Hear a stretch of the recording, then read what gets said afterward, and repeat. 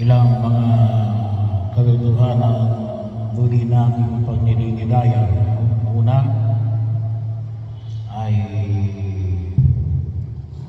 sabi nga ko natin, pagkakilala kay Jesus. Ang makilala sa Jesus ay unang sa lahat ay grasya ng Diyos. So bagaman mayroon tayong sariling kaalaman at karunungan bilang tao, ang pagkilala ng Jesus ay isang biyaya ng galing sa Diyos. Maliwanag na sinabi ito ni Jesus kay Pedro, kaya mo nalaman ang mga bagay na ito ay sapagkat ipinahayag sa iyo ng aking Amang nasa langit. So bahagi yun.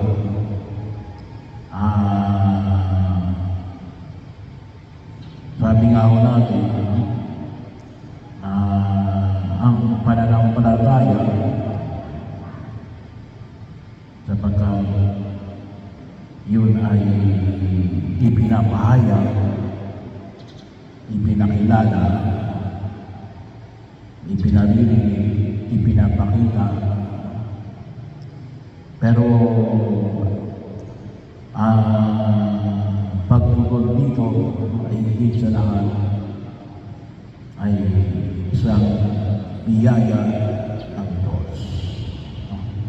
So kaya tayo mga nananalig kay Jesus, pagkaman pinag-aralan natin, pinag-inilayan natin, ay ibinigay sa atin sa pamagitan ng ating mga magulang. Pero bahagi mo naman natin kalimutan yung ito ay isang biyaya ng Diyos. Kaya pa rin po ay sumasakit na ginagawag natin primacy of grace, pangunguna ng grasya ng Diyos. Kaya ganun din o, kahit na sa lumang ibang nakita natin na ang mga Israelita ay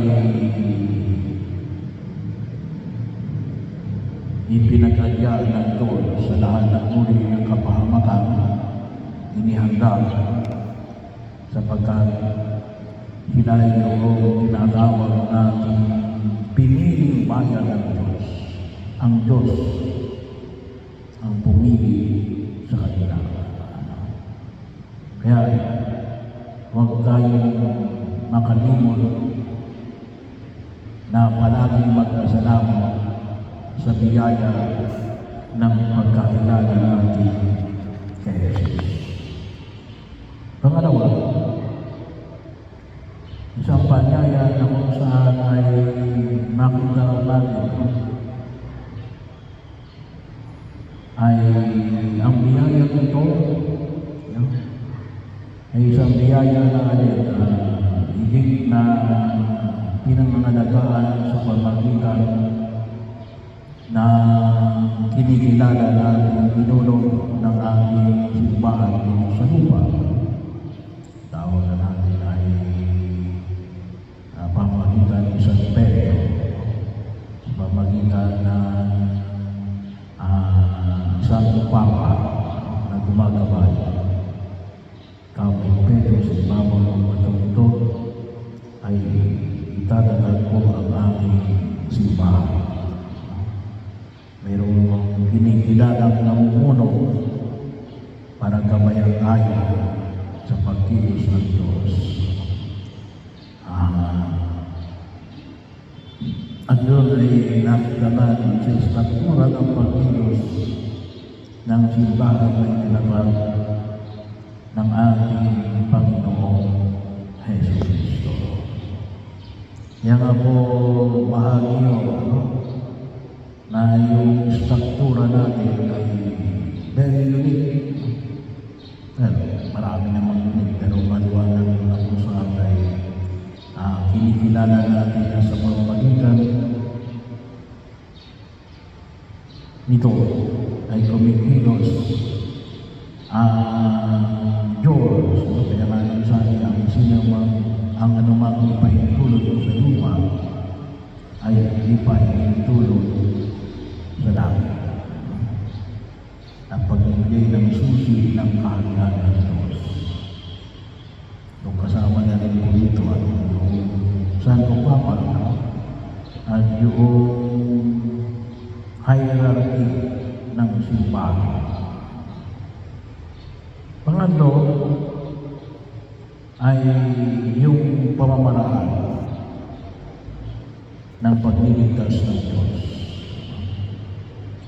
Ay hindi yung politikal. Isang dahilan kung bakit kayo ni Jesus na sabihin sa iba na siya ang Kristo. Kasi yung kaisipan nila na Kristo na mananakaw pero may politikal na kahulugan. Kasi yung pagkakilala ng pagiging hari ay pagkakataon. Iba yung pamamaraan na ginamit ng Diyos sa pamagitan ng paghihirap, pagkamatay at muling pagkabuhay. Kaya nga nung sabi ni Pedro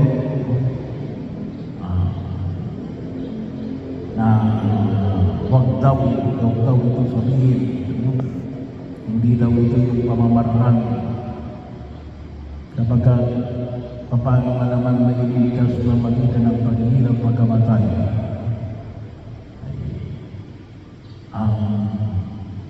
Ang kaisipan nila yung pananakot sa pamagitan ng kapangyarihan, lakas, at sandata.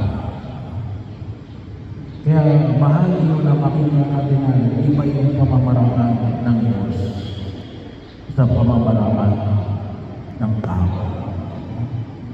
Kaya nga rin bahagi ng ating pagnilay natin na kinakailangan natin na maging aware kung ano yung pamamaraan ng Diyos at kung ano yung pamamaraan ng tao.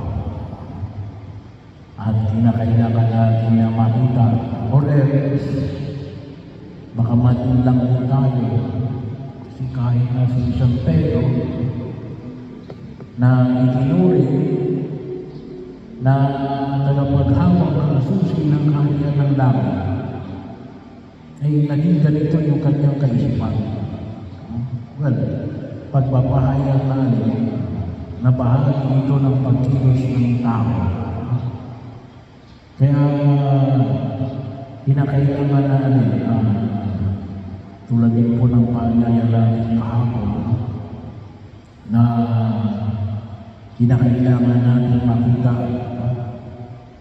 ang pagkilos ng Diyos sa pang-araw-araw nating pamumuhay at baka mamaya malinlang tayo na masabi natin na ito pala yung pamamaraan ng Diyos.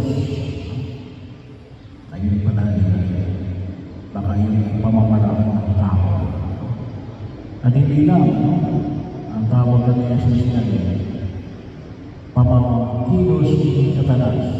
Kasi pinamag niya si Pedro na Satanas, lumayo ka. Bahagi yun na kung saan nakita natin. Kuminsan ay ang pag-ibig sa mga bagay na makadiyos at sa mga bagay na makatao o kung tawagin natin ay hindi makadiyos o pwede natin tawagin makademonyo ay kuminsan sabi na natin ay nasa gray area. No? Dapat hindi natin kumisan malaman kung ito baga ay puti o itim. Kaya dapat ay matuto tayong mag-detect kung ito baga ay pagkilos ng Diyos o pagkilos ng tao. Ay paano natin malalaman kapag ang tao ay palaging nakipag-usap sa Diyos? Madali niyang malalaman kung ito ay galing sa Diyos o galing sa tao. Bahagi yun na huwag natin kalimutan. Sapagkat sabi ako natin, babalik tayo sa una, na kapag kinikilala natin ang kahalagahan ng grasya ng Diyos, doon tayo pamilya, yung pagkilos ng Diyos, malalaman na din natin. Ito, maka-Diyos yan. Ito, yan ay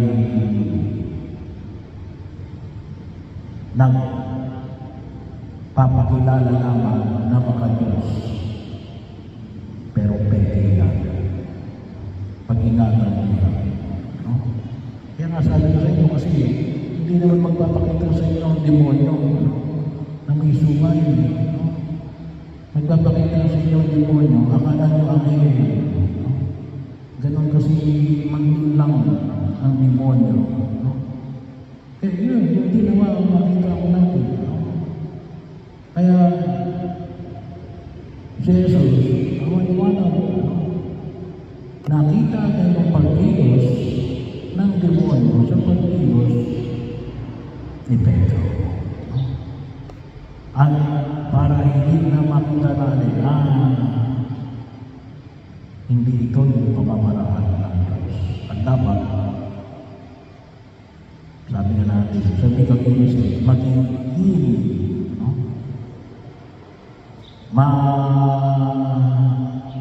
Masalan natin kung alin ang pagkilos ng Diyos at ang pagkilos na hindi